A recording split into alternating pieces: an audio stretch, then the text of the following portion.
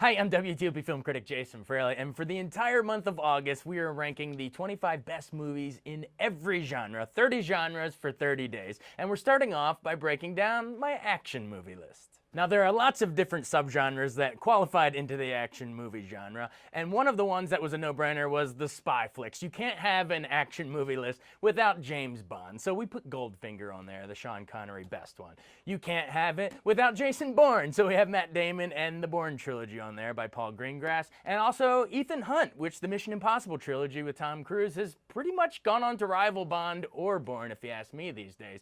I know what you're thinking, why don't superhero movies have their own genre? Well, when we first started out, we were going to have top 10s in every genre, and I had superheroes as its own. But when we expanded it to the top 25 in each genre, I couldn't really justify it. You know, trying to think of 25 greatest all-time superhero movies, it seemed like we were listing every single Marvel movie. So we wanted it to be the cream of the crop, so I ended up folding it into another genre. Would it be fantasy? Would it be action? And, you know, fantasy could have worked with superpowers, but then you got your Batmans and your Iron Mans, which are more just billionaires coming up with devices. So I thought it made the most sense here in the action genre. Every superhero movie ends with a big action sequence. So you'll find a mixture of Marvel movies like The Avengers and Spider-Man and Black Panther, of course, and then also some DC movies with Batman, The Dark Knight, Superman, and of course Wonder Woman.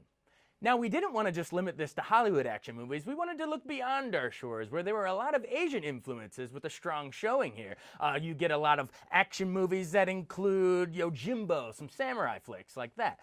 We also had some Enter the Dragon and Crouching Tiger, Hidden Dragon that come from Asian influences with martial arts and kung fu and samurai, so check those out as well. The trickiest part of the action list was trying to decide between movies that are a little action and a little bit sci-fi. So that included movies like The Terminator and Predator, but there definitely are sci-fi. You know, Arnold Schwarzenegger's going back in time for Terminator. But with those movies, I think mostly of them as, shoot-'em-up action movies. You know, we have your I'll Be Back and Hasta La Vista, baby. You think action movie, or even Predator, Get to the Chopper. You think action movie. But it got even trickier when you go to, let's say, like Inception, which, is definitely sci-fi, but I think of the rotating room in those great action sequences. And then the hardest of all was The Matrix, which you could argue is one of the greatest sci-fi movies of all time, with a lot of also, some Plato philosophy in there as well, of the shadows on the cave and the red pills and blue pills.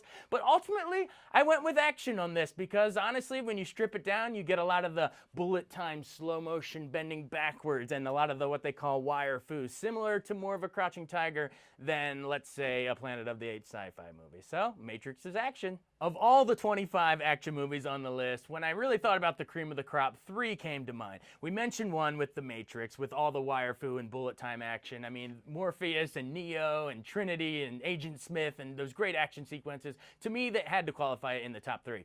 Also in the top 3, Christopher Nolan's The Dark Knight. We mentioned that superhero movies qualified here, and to me, looking back, I think 50 years from now, we'll look at this as one of the greatest, if not greatest, action movie of all time. You have Christian Bale as Batman. You have Heath Ledger in a posthumous Oscar win as the Joker, not to mention future Oscar winner Gary Oldman. You have Aaron Eckhart. It's a stacked movie, but the action sequences by Christopher Nolan are what really sells this thing for me.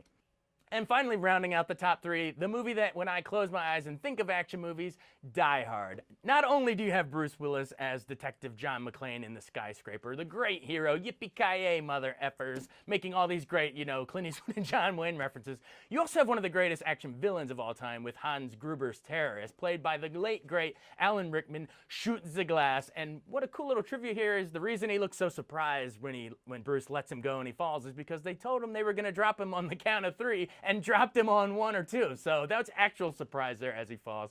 So Die Hard's a definite.